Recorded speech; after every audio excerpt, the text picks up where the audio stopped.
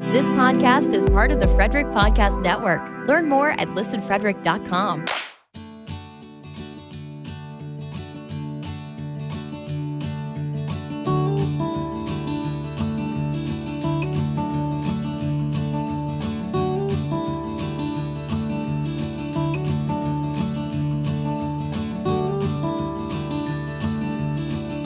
Welcome back to Mental Health and Me.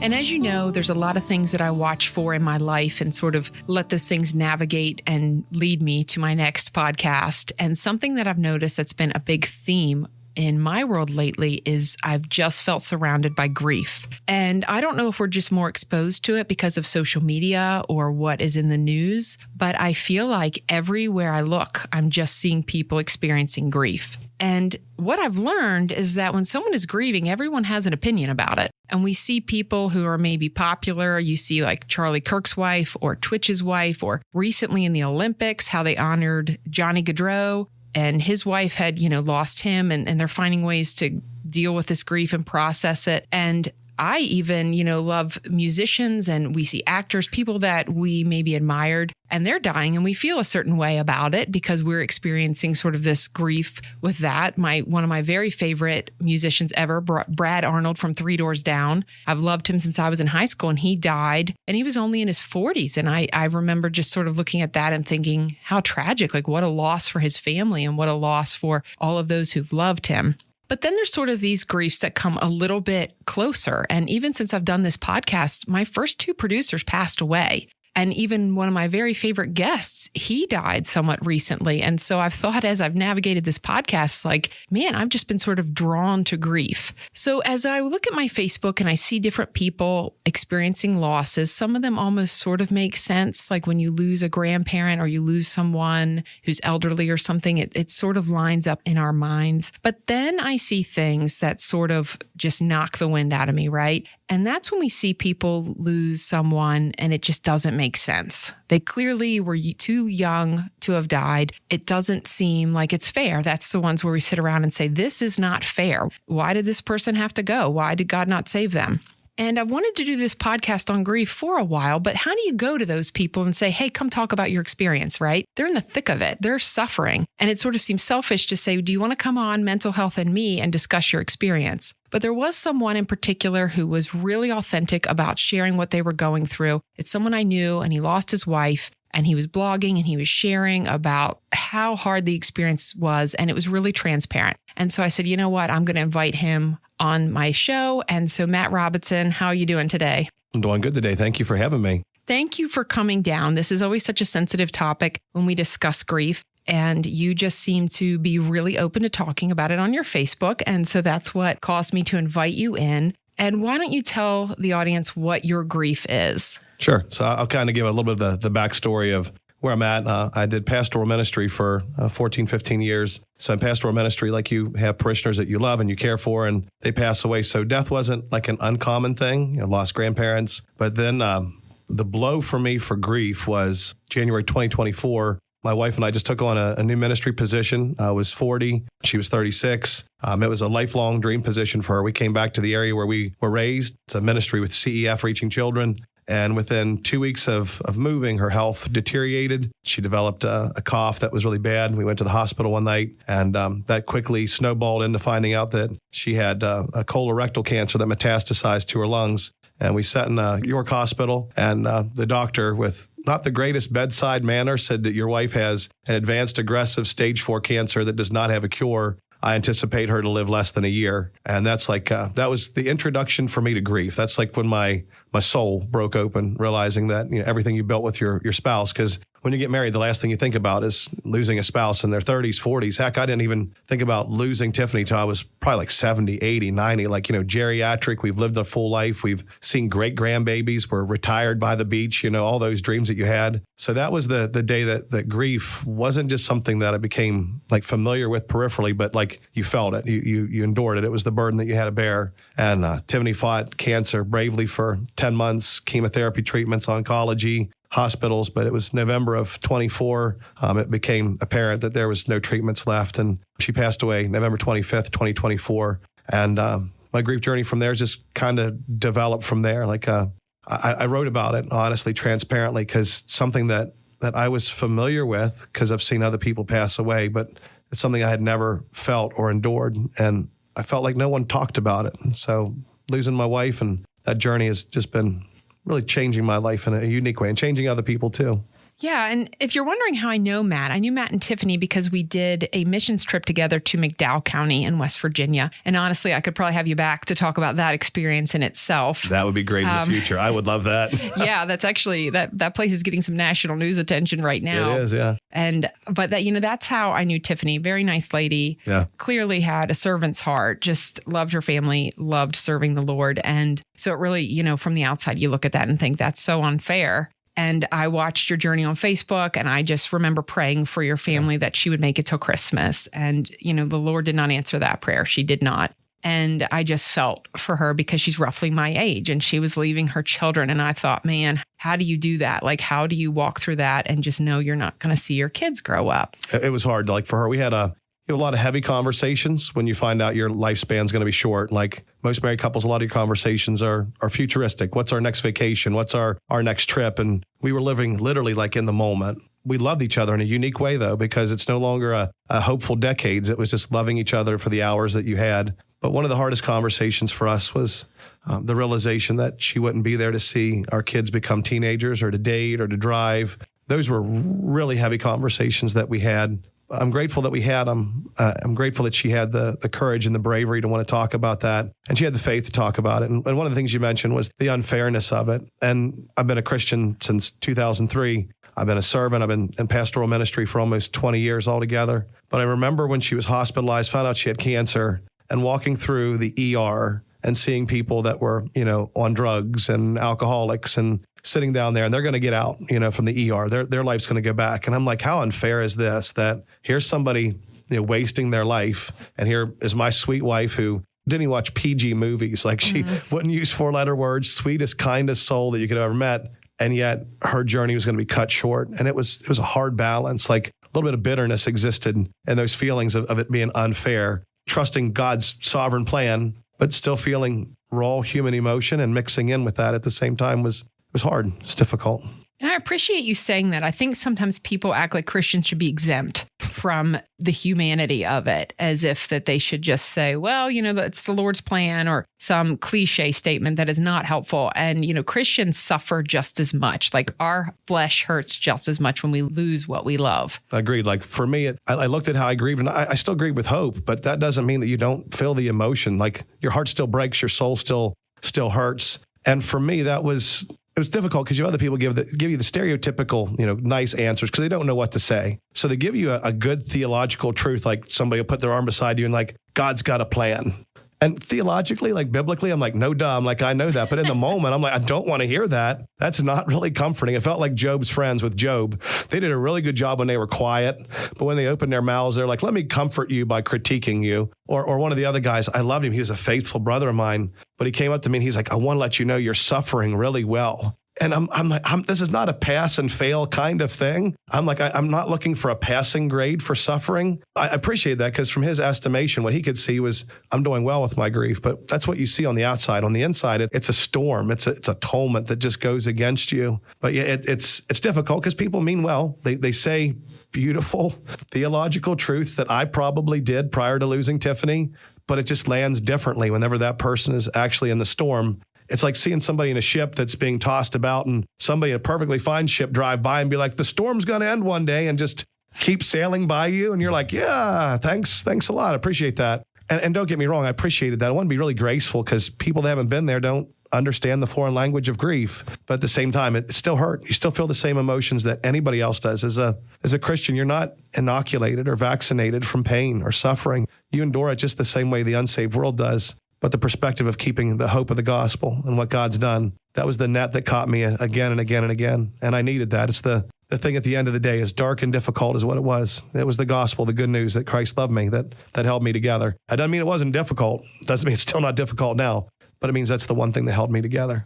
Oh, yeah. Thank you for sharing that. I love that perspective, is that when we are sitting in our world. And even when I'd get on your Facebook and read things, I hurt for you, but I still had a life, right? Yeah. That I was living, where you're in the thick of suffering. Yeah. And some of the things you shared, sort of we expect, but what would we say, or what would you want to share maybe that was an unexpected challenge that you had with grief? There was a multitude. Probably the first one was, as a Christian, you're transparent with your faith in a way that you are comfortable letting other people see. But then there's the inner wrestling that you don't always show. So for me, the heaviest grief for me was anticipatory grief, which I never heard of before losing Tiffany. So it's the 10-month journey of waking up beside a spouse that you know is not going to be there. That was something that I had never felt beforehand. No one ever talked about it. Like, we always talk about the grief of a funeral and the grief afterwards, but never the heavy grief prior. Like that surprised me by how heavy that was, to grieve a person that was still alive. It was so strange.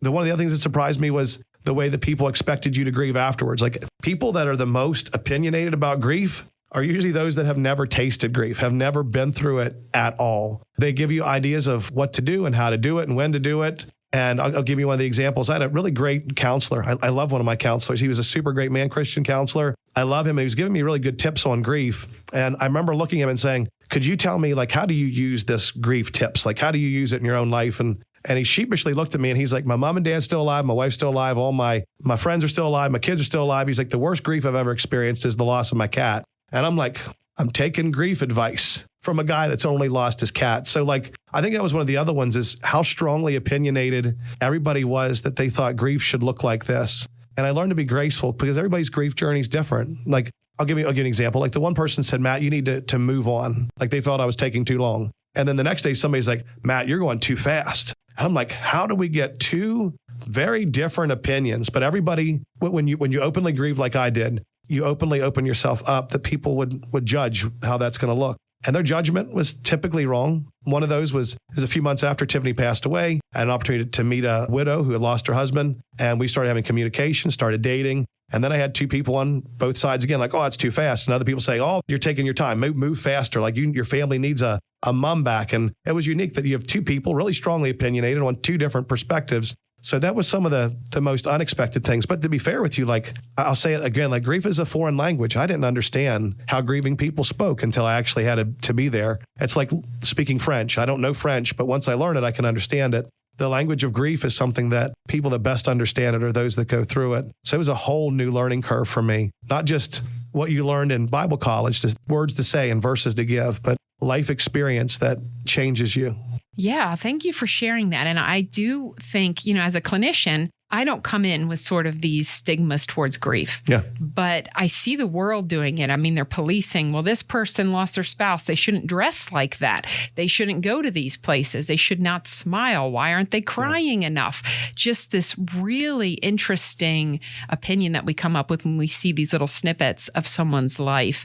And, I deal with people who are grieving and they're still functioning, but they're functioning because they have to. They're in sort of a survival mode. Yeah. It's not because they're living their best life. It's because if not, they would just become a puddle. Like, they maybe still have responsibilities. They might still have bills to pay, or kids that need cared for, or any number of things. So when you see someone functioning in society, it doesn't mean they're not still grieving. Yeah, I agree with you. For me, the first few months was, I have 3 kids. So we have 3 kids that are, middle school and under. And a lot of my life then was providing a life for them. I had to go to work. I had to pay bills. I had to take care of my kids. My kids genuinely were probably the motivation that woke me up each day, because I'm home alone. Like, I have to feed them. I have to make sure they're taken care of. The hard thing was micromanaging their grief while trying to micromanage my own. Moments where you lock yourself in the bathroom to cry, and then to lovingly hold your daughter as she misses her mom. And the boy's much quieter and different. So those were challenges in and of themselves too. But you mentioned like how people would grieve. I remember it was my youngest son's birthday. This would be 2 months after Tiffany passed away.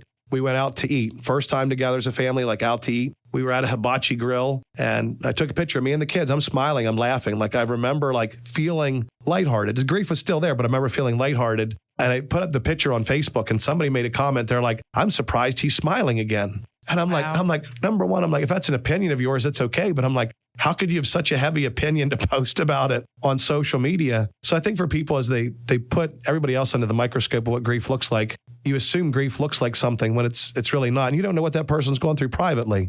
I might smile and laugh and have a great day. But whenever I get into my car, I might have a difficult moment, or you don't know what burden that person's bearing. It's difficult because when you grieve too, you kind of put on a mask because grief is not going to draw you a lot of friends. It's not going to be like, hey, I want to walk through this guy. You're like Eeyore, from Winnie the Pooh. You're the lovable, sad guy that misses his tail, kind of thing. You're not like Winnie the Pooh or Piglet. You're Eeyore, and people aren't drawn to that Eeyore personality. So a lot of times you kind of fake it because you don't want to bring other people down. You don't want to be a burden to other people either. So it's unique how God works in those things. Yeah, I actually had never seen that comment, but it is interesting. I deleted that comment. Oh, good for you. I'm like, I don't need to see this again. I don't think the person got blocked. Maybe they did. I'm not sure. Might be worth looking at in the future. Hey, block at will. I'm a fan of blocking. Oh, I'm a fan of that too, yeah. So I think you shared a lot about how things have sort of shifted for you, but was there any moment in particular where you realized that this was going to be something that helped you move forward? Yeah, so the thing that was probably the most beneficial to me to help me press forward, and I do use the word I use the phrase move forward. You don't move on. That's one of the biggest grief quotes that I give to people is a lot of people say, like, you move on. And that's the idea of that is like leaving that person behind. That's never my goal. I want to always move forward with Tiffany in my heart because I'm always going to love her. I mean, if you were to do a podcast in 60 years and say, Matt, do you still love Tiffany? The answer is yes. Like, it's always going to be there. But I feel this spiritual responsibility to press forward on because I still have a life to live. I still have goals and ambitions and dreams. But the two moments where I felt the fog lift the most, the first one was I joined a 13-week grief share at a local church. Grief share is a great ministry. I felt awkward at first as I went there. There was probably 11 or 12 of us all together. I was the only man, which was really awkward. And I was one of the younger ones there, and I was the youngest person who lost a spouse by far. Everybody else was, mid-50s at minimum and then up. And it was an unusual experience at first to be surrounded by a group of women of all different ages and to be the only widower there. But what was comforting to me is because I'm an extrovert, I like to talk, to have the ability to go around a room and share whatever you feel comfortable with and your grief journey. And during those 13 weeks to find hope, to find out that you're not alone, to find out that the things that you're thinking and you're feeling don't make you crazy. Because I remember thinking that no one thinks these things. No one stresses over these things. No one else is going through this. But to sit with a group of people that even though their ages were much different than my own, to see that they were going through the same storm that I was. And there was such a comfort to find in a community with that. The second thing that probably provided the most healing was connecting with other people my age that had lost a spouse, whether it be a widow or a widower. Because when you talk with somebody that's 60, 70 years old, it's still comforting to hear their story. But it's different because their kids are grown, their experience is different. So then just to find that was unique. And in the middle of that experience, finding, her name's Leslie, a woman who had lost her husband, and just to find the comfort of falling in love with somebody that still gives me permission to love Tiffany, and I give her permission to love her first husband, and to be able to build a relationship around a respect of grief and past love, and have a present love and have a hope for a future love was really eye-opening for me. Something I did not expect. Something I did not plan, but something I'm grateful that God had laid out sovereignly in his plan. So those are probably the two biggest things that turned my life to really positively, like seeing the sun shine brightly. It's still foggy days, don't get me wrong. But whenever I get those foggy days, I go back to those moments and say, God, you met me in those deepest, darkest moments by providing me with a team, with people that love me and care for me. And I keep walking forward saying, God, I know you have sunny days. You have great things in front of me. And Tiffany's death it's not my death. God still has, I hope, decades of life left for me to live for his glory. And I'm glad you said that last part, especially because I have seen people who are so debilitated by grief and they really never recovered. Yeah, I have the same thing. So I talk with men. I'm in a transition of ministry where I talk with men who have lost a spouse. And a lot of those men, like, your identity as a husband, like, that's what you are. You've done it for decades of time. So when you lose a spouse, like, it's your death. They give up. They have no desire to live. They don't function. They do what's necessary. Even their faith at times is on almost life support. And I encourage them, like, it's still difficult. Don't get me wrong. Some days you're almost forcing yourself to press on. You really have to move forward that way. But to let them know that God's still faithful. Let your past to honor it, but to know that you still have days in front of you and that God's still incredibly faithful. And that's hard to hear at the moment. It really genuinely is. And I told them, I'm like, whenever initially in my grief journey, if somebody were to told me that, I would have been glad to hear it, but I don't know if I would have believed it right away. But I was glad for people that reminded me in a gentle way that God's not done with you, that he still has things for you. And I tell to the men all the time is that God still has something for your life. He still cares for you, still loves you. The death of your spouse does not cancel out the life that he still has for you. And just to pursue him and lean into his everlasting arms.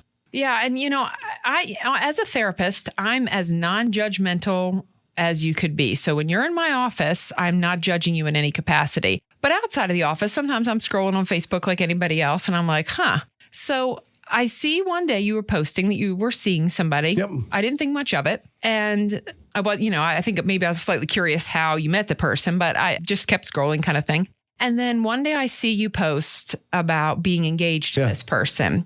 And what struck me, that really stuck with me, was you posted something along the lines of, if you don't understand, be glad you don't understand. And I appreciated that because I thought, yep, I don't understand. And I thought, but with that, I was glad I didn't understand. I had no idea. I thought, how does this come about? Because there was no doubt you dearly loved Tiffany. And I wondered, just selfishly being nosy, I thought, how on earth did this come about? Now, luckily, you're pretty transparent and you post a lot of things. But tell us a little bit about how you went from losing your spouse to being engaged. Sure. So I'll give you back up to even before Tiffany passed away. It was about a week before she passed away. If you knew Tiffany, she was one of the most thorough people that you ever met. She was a very deep thinker. She planned ahead for everything. And we were in the hospital. It's Chambersburg Hospital. And she was scrolling on her phone and she's like, can you sit down? I want to share something with you. And I'm like, what is it? She's like, I know who you should marry after I die.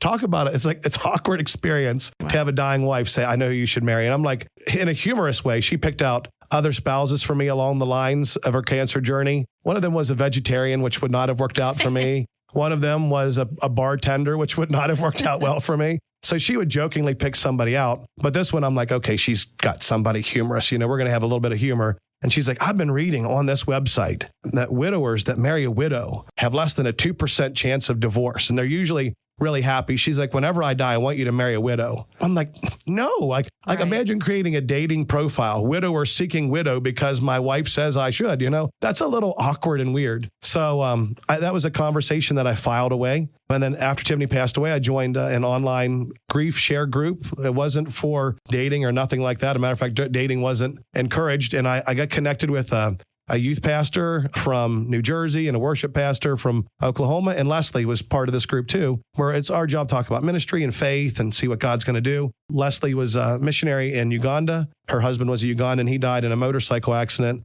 a few months before Tiffany passed away. And we originally started out for the first few months like grief buddies, like somebody that understands your grief. And there was no emotional attachment to it. But I remember there being a day where I woke up and one of my first thoughts was, Leslie's a really pretty woman. And I haven't thought that about a woman in months. That was an unusual thought, caught me off guard. And then we started communicating about what does life look like.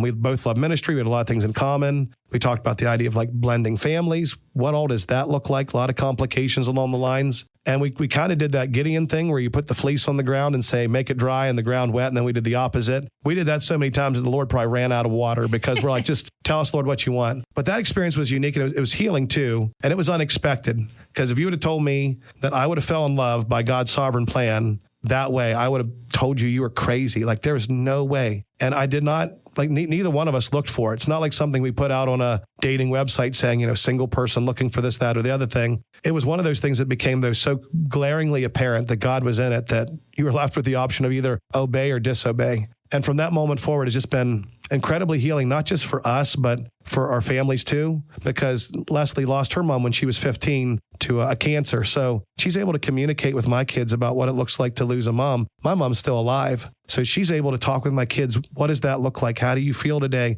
What can I do for you? How can I pray for you? And to love on them in a way that would honor Tiffany, that would honor my wife. And I'm really blessed by that. But I would tell you, like, it was not in the cards. If I could have wrote what my first year and a half of grief would look like on the day Tiffany passed away, I would have been the worst prophet you would have ever met. I would have gotten none of that right. But part of it was just saying, God, whatever you want, I'm willing to listen. I'm willing to obey. I had a stereotype of what I thought it would look like to grieve. But a lot of that was wrong, and just trusting him with it. And I'm not telling you everybody who loses a spouse should automatically get in the dating field. Matter of fact, I'd probably recommend that not to happen until you're at a moment where you're mentally and emotionally stable. And that's one thing I did do before we started in the dating realm. I met with my grief counselors. I met with my mentors, and I'm like, can you tell me, is this healthy for me? Does this make sense? And I'm anticipating them to tell me, no, Matt, it's too soon, or, oh, you need to do more healing. Every one of them, they're like, we know you. We hear your voice. We know who you are. And we see your faith. And they're like, we think this is what God wants for you. So I'm grateful for their affirmation. But yeah, it was just trusting him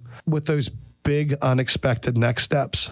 Yes. And you said something really important that I love is you weren't seeking a partner. No. And I think the truth of it is, unfortunately, we do know there are people sort of waiting in the wings to take advantage of the grieving. Oh, yeah. I've seen that more times than I wish that I would have. You know, there are people who are looking to swoop in and take advantage because you got a life insurance or something. And experts will say, hey, don't make any big decisions for a year. First year, yep. But, you know, I've seen people get a puppy. Don't do that. That doesn't work out well. You always should have a puppy. Everybody needs at least one puppy. Now, if you buy like a dozen, that's probably when you know you made the bad decision. I feel that. You know, I would say, you know what, you get a puppy, but well, maybe not right when you're in the throes of grief. I get it, yeah. So I think that when we look at this, we also have to recognize the uniqueness of the journey. So that's always my caution, even as a clinician, is like, sure, are there expert opinions? Yes, they come from valid places. But it's not for us as clinicians either to decide what's best for a client. And you were really wise to kind of get counsel on that because there always are exceptions to sort of like recommendations. And I don't think that anybody should ever hold to those things too hard. I think that when we look at someone's journey, we have to appreciate the uniqueness, especially as Christians. I think that's the biggest thing. Like if you believe that the Lord is actually active in your individual life, then your journey may look very different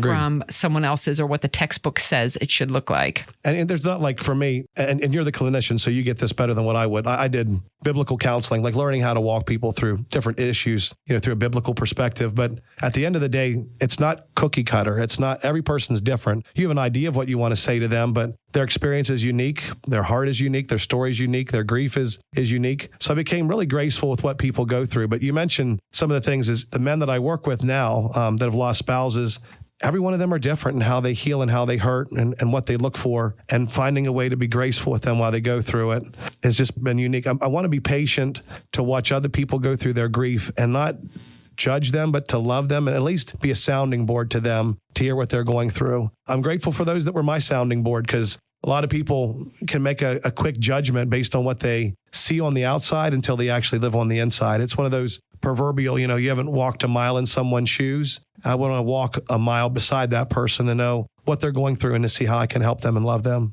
Oh, I love that. And something else with grief, and my favorite show ever is Frasier. There's a really good episode where they do grief and they're talking about, he's going through the stages. So all he needs to do is experience this stage and then he'll be at the end of it. And I love that episode. I love every episode. But the truth of it is that grief is not linear. It's a labyrinth. Yeah. And so you might think, I'm at acceptance. I did it. Well, then bam, you're knocked back to a different step. And so it is not this direct, we can get to the end of it. I think that's a goal that people should not have because you're never really at the end of it. You're just growing around the grief. And, you could think you were fine and then you come across something or you go to a certain place and then the grief wells up again. And that's the labyrinth of it. And I've had people get frustrated and say, why am I not past this yet? And we just look at, the processing of it and allowing space for it. And that's really important too, is if you sort of deny where you are, it's going to intrude. And so I encourage people, sometimes schedule time. If you are looking for something, then use that time to maybe look through old pictures or watch the movie you watched with this person or listen to a song that helps you process that grief, because it's important to give it its attention when it wants attention, because if not, it will eventually force itself into every fragment of your life. Agreed. So like one of my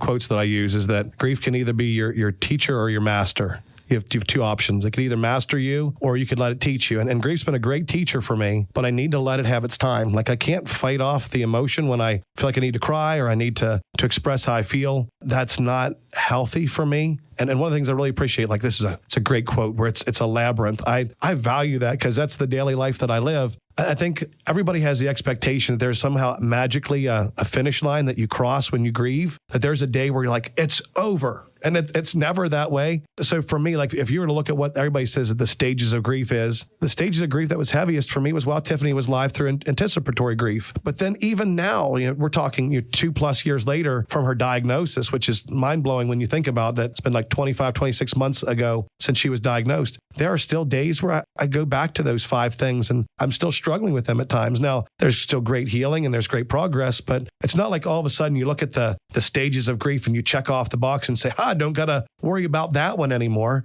It's still there. You could have somebody go through those stages of grief the rest of their days. And to me, I think that's normal and healthy so long as you still see forward progress. But for me, it's not, it's this marathon. Like you said, it's a labyrinth. There's not an end to it. There's not a banner that you magically cross through and everybody's cheering for you. It's a lifelong journey. Like I'm going to grieve Tiffany the rest of my days. That grief's going to look different over the decades ahead of me, but I'm still going to have a grief in my heart. And I think that just showcases the value of the love that you had for that person. I would rather lovingly grieve the loss of my wife than not have somebody to grieve that I loved. I'd rather carry a little bit of that grief with me because I love Tiffany with such a magnitude than to have that grief go away if I couldn't have loved her. It's a price worth paying to me. It's a genuine price worth paying. Oh, thank you for sharing that. And I want to make sure to give some time and attention to what else you did with this. I mentioned that you did some blogging and I was kind of reading along, but you actually took it a step farther than that. So why don't you tell us where the next step was in your grief journey? Sure. So I'll give you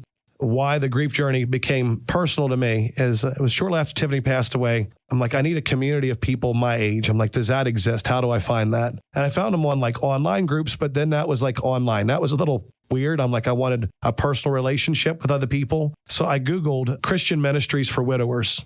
And I'm like, there's got to be something. And only one came up. There was Refuge Widowers out of Atlanta, Georgia. And the startling thing for me was in the United States and all of North America, for the 4.5 million widowers, there's one Christian ministry to help those men, dedicated to them. There's 258 for women. There's one gospel-based ministry for men. That's it. So the example I give with that is that's like commissioning one pastor to go reach the population greater than LA and say, hey, go reach those people. If there's a population of 4.5 million people, you're like, let's send a team. Let's not just send a pastor. Let's build a church. Let's go reach these people. And yet there was nothing for those men. And I was determined to not waste my grief. So it was last spring. I was praying, we were at a ministry that's really good to me. They have a great salary. They provide me with a home. I mean, it's perfect ministry. It was Tiffany and I's dream ministry. But it was in May where I just felt this burden to help men that have been through what I've been through, because it was frustrating because I found that a lot of churches gave a lot of attention to women when they lost their spouse. But when a man did, it was like, hey, toughen up, give you the old proverbial punch in the arm and say, walk it off. It was almost that mentality. And one man told me, he's like, I feel like men are told they have to grieve quickly, quietly, and out of sight. And I felt that, I really felt that. There was a tremendous amount of grace given to women versus men, but men grieve too. And they're not given a safe place. Men typically aren't good about voicing their heart and their emotions. They isolate themselves. Men, after they lose their wife, often their wives are their only friend. And then all of a sudden they're struggling by loneliness and there's no tools for them. So the example that I give is, imagine going to Lowe's. You go into a place that should have tools and you go and all of a sudden there's no tools. Imagine a tool, a hardware store with no tools. It felt that way for me for my grief journey, is there just wasn't tools readily available for men who have lost a spouse. There were pastors that were kind and there were other ministries that were kind, but none of them geared specifically for men. So it was in the fall that I developed a men's ministry called Sons of the Shepherd. It's specifically geared for men who have lost a spouse. It's one-on-one relationships with them. It's not counseling. I encourage men, go get counseling, go get mental help. But it's one of those sitting in the foxhole with a man in his deepest, darkest grief and saying, I'm not going to leave you. I will walk with you. And that's how grief felt for me in the beginning. I felt like a soldier in a foxhole being told by other people outside of the foxhole how to fight a battle. And that was frustrating. So I wanted to be another fellow soldier in the foxhole with the man while he went through the darkest night of his soul. So I birthed a ministry. It's hosted by Commission Every Nation. It is called Sons of the Shepherd. It's built on one-on-one relationship with those men, future retreats, 3-day retreats, Friday, Saturday, Sundays, to get the men away from the environment they're in, to be with other men who have lost their spouses too, to give them a place where their voice matters, to know that they have a place where they could grieve, to hear about the good news of Jesus. It's going to be home Bible studies because majority of the men who've lost a spouse are unsaved, unchurched men, and they're not going to magically pop into your church church. They need a community, a place that's safe for them. So we're creating that. It's care packages that go out for them. So when a man loses his spouse, a package with like coffee and snacks and blankets and socks goes out to him. One of the coolest things that go out in the box is a Bible that other widowers highlight verses that were important to them during their grief journey. So you get a guy then that gets a Bible that's probably not real familiar with the Bible, but he picks it up and he's able to read scripture that other men that have been through the same war as him is able to speak to him. And then I lead workshops and seminars on how to be a solo parent. Work with financial advisors on how to manage your finances after losing a spouse, because you lose about 40% of your income. What does that look like to now rebuild your life? Some of the things I do is I help the men learn how to cook. So it might sound unusual, but most men are not super domesticated. I am. I love to cook. It's a good hobby of mine. And a lot of it's writing. I write a lot of blogs, write a devotional. And then the mission that I'm with would like me to share and build a curriculum for grieving people in Central Africa is the goal eventually too. So those are where I'm at.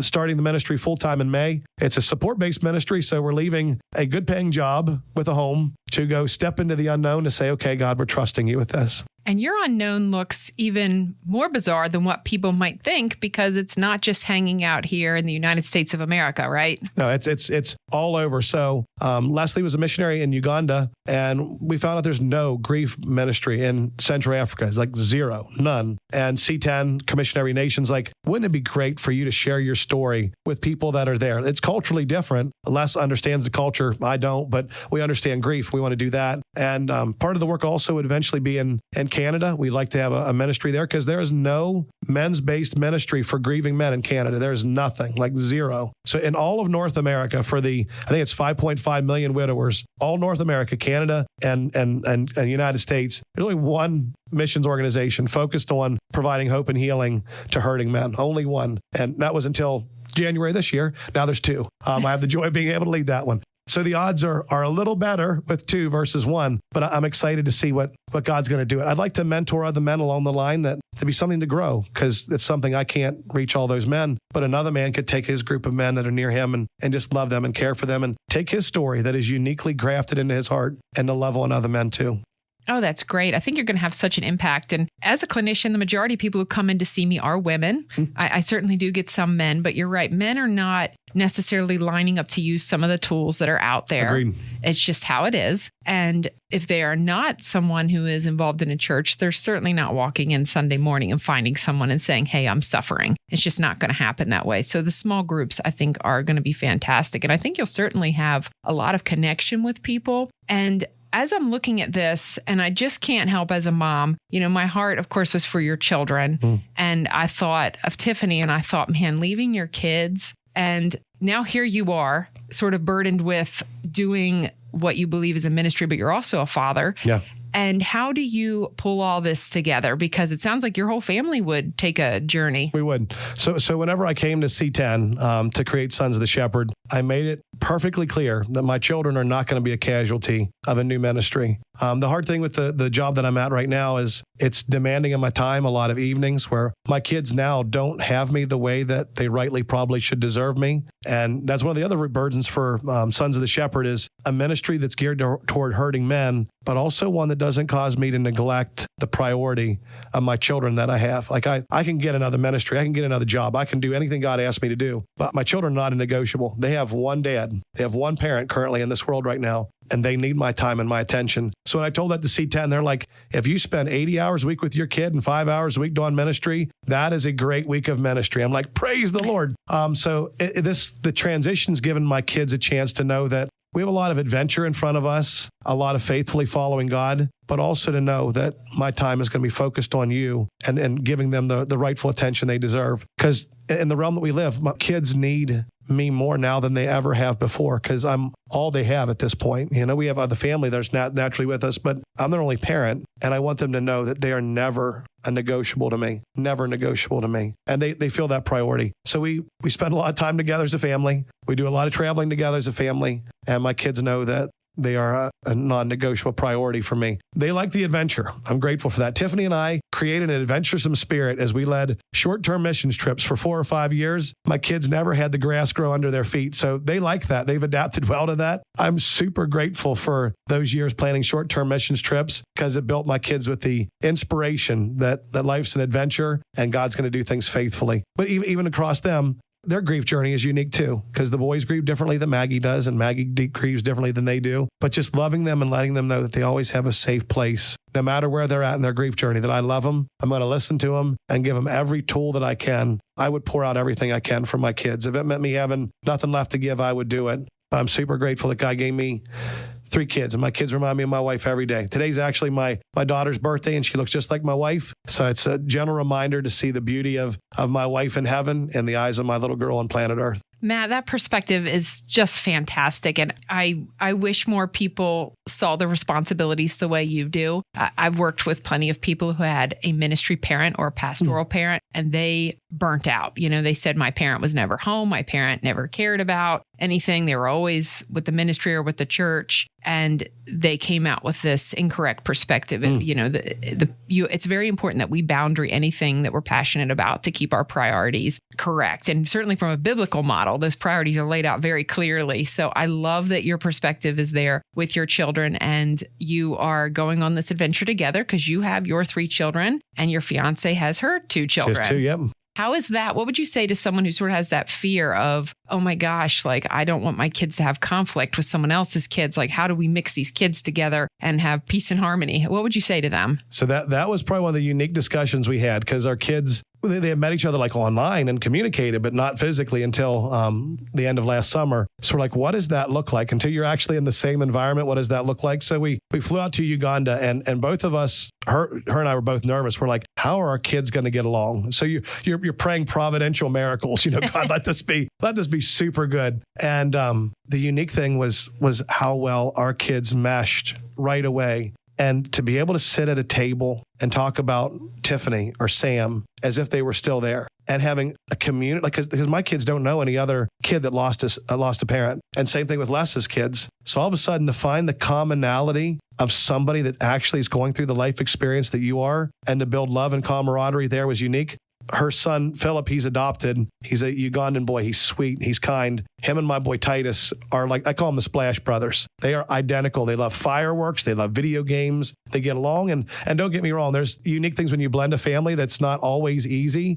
Her little girl believes in sharing food, like open drinks everywhere around the table. She'll drink all 8 drinks if they're around a table. And my youngest, Titus, does not like drinks to be drank. It's his drink. So there's like those little unique tense moments. But our families have, every time we've been together, has blended incredibly well. My kids open up. They share, they talk, they laugh, they smile. And to see that is so beautiful by itself. And to see them gravitate and love Leslie like a mom would. Les is never going to be like their physical mom that gave birth to them. But to love her and to be loved by her in that way has been unique. And same thing with me, with her too. I'm not going to be their father on physical earth, like I did not create them. But to love them in that fashion and to provide them a life, especially for her son Phil, who was adopted, I just want to love him and give him a good example of being a dad. Now, once again, I know there's going to be challenges. I'm not going to tell you it's not going to be difficult to throw a family of 7 in one house together soon. But by the grace of God, he's brought us this far, so he'll meet that challenge too.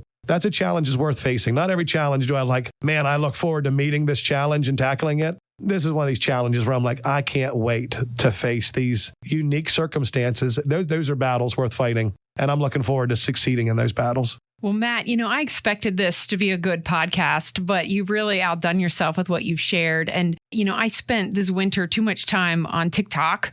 I don't know if you've ever messed with it. I have been dipping my toes in TikTok.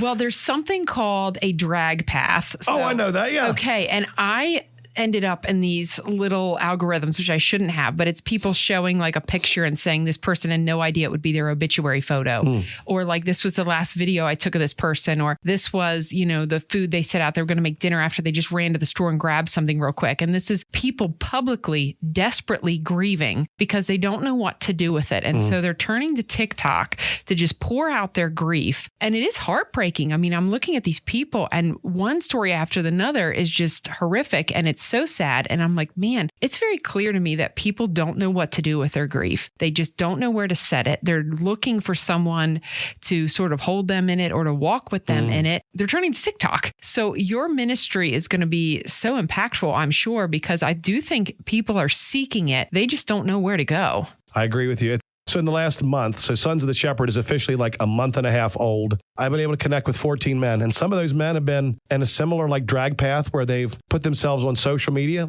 They looked at their social media watching before they lost their spouse and afterwards. The one guy, he's like 12 hours a day on his phone on average. And before it was like 3 hours a day. So his videos that he watches, one video that he likes to watch is cheese making videos, which to me is weird. I don't know how you could watch 6 hours of how cheese is made a day. But it's one of those things where people, they look for anything to kind of numb the grief that they're going through. And social media is a great resource to be able to numb your grief, but it doesn't actually have you process it or look at it. And I'm hoping that my Sons of the Shepherd ministry, as it starts, would just be a valuable resource to get men kind of out of the rut that they've been in, to at least talk about their grief, which has been the unique thing for me. Like you mentioned, most clinicians, most counselors I talk to, it's almost all women that come in. Men are the misnomer. Like the grief shares that I've been a part of rarely has a man. Almost all of them are almost all women. But the most powerful thing to me is once I talk with the man about my grief journey and losing my spouse, losing Tiffany, as soon as I do that, automatically that man almost always wants to talk. Once he finds that there's something in common, that there's another man's been through, he's gone through, he talks.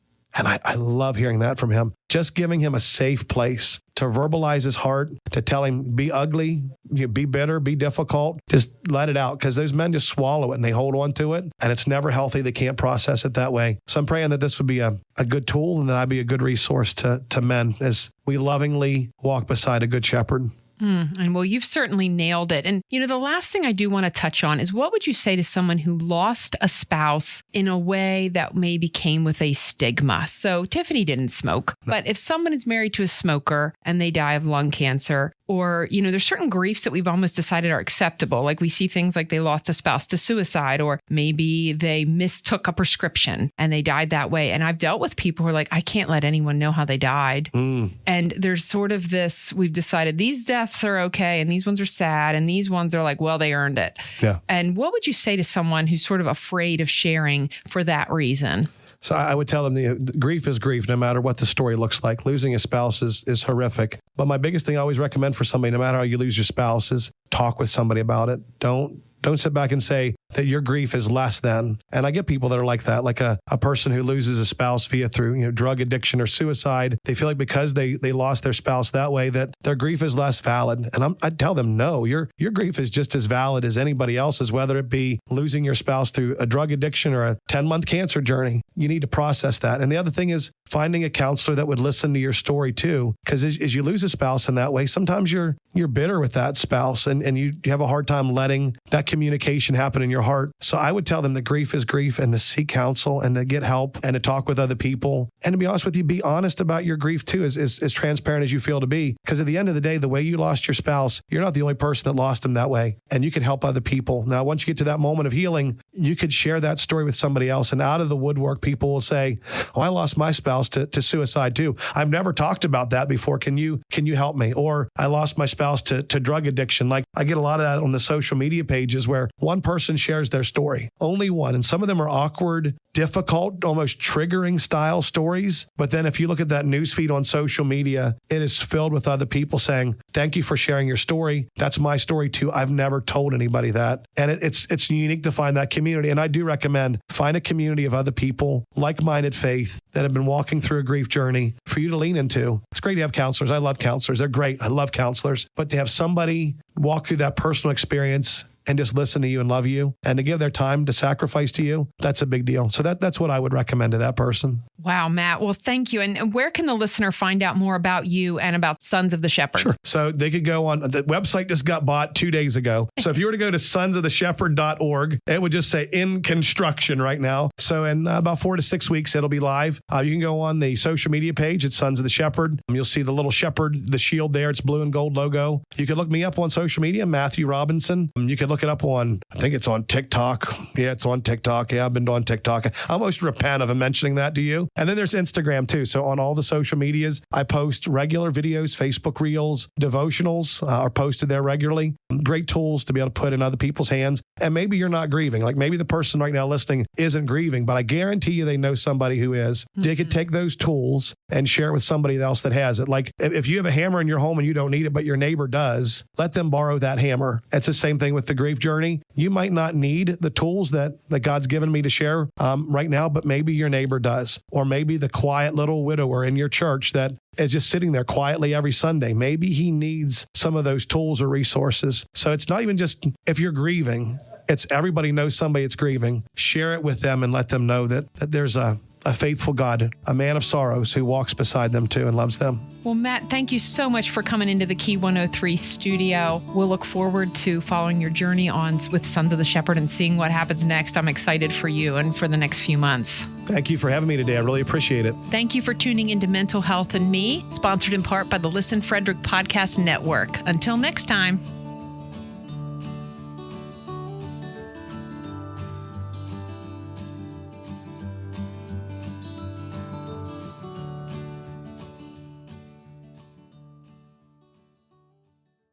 Live radio, local podcasts, the Frederick Podcast Network at listenfrederick.com.